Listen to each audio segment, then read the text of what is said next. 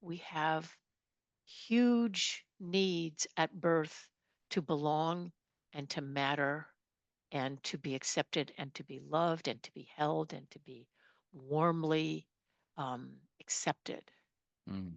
And if those needs are not being met, which for many of us they were not, um, we do whatever we can do to sort of turn ourselves into a pretzel so that we can get those needs Being the entertainer met. is definitely how I was the youngest of Yes, four, yes, and how I yes, navigated my safety. I would yes, make them laugh. I would dance. I yes. would make them That's laugh. right, right. So that's Okay, pretty real. okay. So that's pretty real. So what we would do is I would kind of attune myself to you, and I am doing that right now. And I'm going to say, CJ, what happened when you were 4 years old? What happened in your family? Was there a move? Was there a death? Was there a birth? The thing that I'm going to give you what came to my mind, Okay, and let's sure. just hope my family's not listening. I would say a non-present mother. Like Okay, she was there, right. but not Okay, so much. Not so much. okay. Maybe Um, emotionally not present. Is that valid? Yeah. Yeah, absolutely, absolutely. Well, All right. see, it's the first thing that came to you. It's in your body. Okay. It's stored in your amygdala, in the part of your brain, which is right in the middle, that holds every difficult, traumatic thing that ever happened to you. It holds it in emotional tonality. So as you get that as that came to you, you might have felt just like a little pang of aloneness there. Mm-hmm. Mm-hmm. Yeah. Okay. So maybe what I would do is I would have somebody represent 4-year-old CJ and then somebody represent mother and then see what happens. And then because they're both going to be informed by the energy of the field, they are going to interact in ways that are going to have meaning for you. And then we bring in other representatives, maybe dad, um, and other elements. We might bring in um, fear, for example, Mm-hmm. and then see what happens. And then at some point in the constellation, we would come to look at an unconscious contract, or I call them sacred vows. So, so do you want to try that? Sure. Yeah. Okay. Okay. So let's just do it. Um, Huh. I okay okay. These vows live in our brainstem. All right. They respond very well to formal language. So repeat this after me. I 4-year-old CJ, is that what they called you? Chris. I 4-year-old Chris Do solemnly swear to my do essential self do solemnly swear to my essential self that I will make everyone happy. that I will make everyone happy. Ooh. In order to, this is the In, unconscious part. in order to, In order to,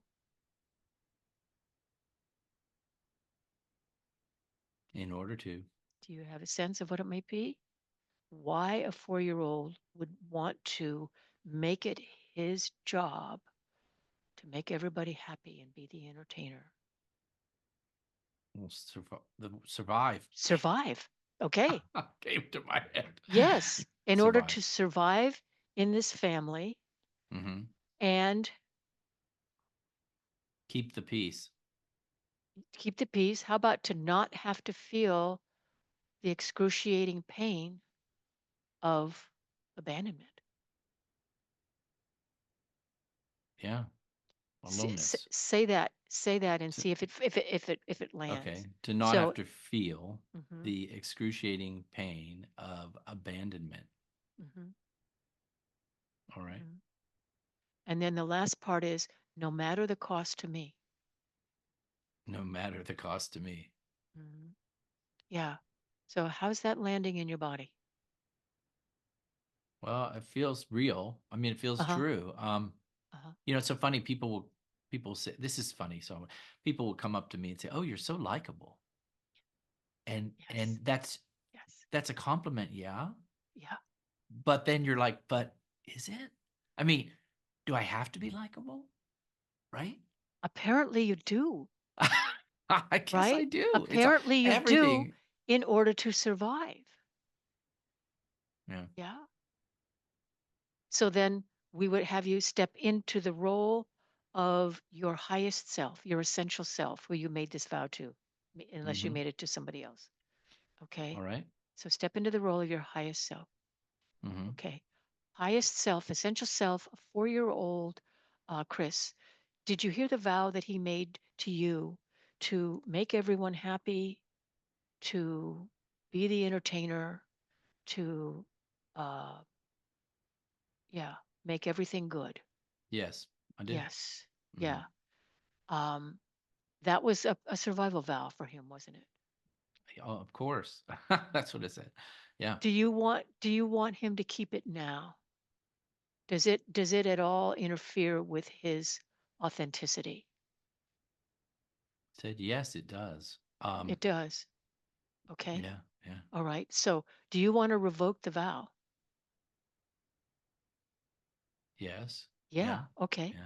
So then say, I, essential self of I es- you, 4-year-old Chris, I essential self of 4-year-old Chris. of you, 4-year-old Chris, because you're talking to him, Mm-hmm. revoke this vow you made to me Revoke this vow you made to me that you have to make everybody happy. that you have to make everybody happy. Yeah. Yeah. I release you from every part of this vow. I release you from every part of this vow. And what I want for you instead, And what I want for you instead yeah, my blessing for you is is, what do you want free for him instead? freedom. Freedom. Okay. That's what it said. Yeah. Freedom. Beautiful. Okay. How about freedom to allow the rainbow of you? Freedom to be his true self is what came. Freedom to be your true self. Yeah. Yeah. Um, with whatever that brings. Yeah. With Yeah. all that it brings. Yes. That's what it Yes. said. Yeah, it's very Yes. interesting. This is like listening on a multi-level, right? It's like we Yes. started this conversation talking about listening to the voice, but this is Uh-huh. about like listening as a group, like with I Right. don't know, are you considered a practitioner or what with a but it's interesting. It's very interesting. Yes. Yes. So it's not like a psychic reading where, okay, now everything is different. What it is it's pointing you in a direction that Within, you can change, right? right. If you want to, you know, if you have felt stuck in this role, and you may not have even felt stuck in this role, it may, you know, it may have served you so well that it doesn't feel like it's blocking Well, you. when you ask the higher self, it did say, well, Uh-huh. sometimes Yeah. it serves him. It's he Yes. he can It's get fun. yeah, yeah, he can get make some extra miles with that. Absolutely. And make friends, right? Right. Doors open. Doors Yes. open. Yes. But Yeah. Hmm. you sacrifice Yeah. something when you won't hold your own truth to make someone else happy. Does that make sense? Absolutely. Absolutely. So that's the cost.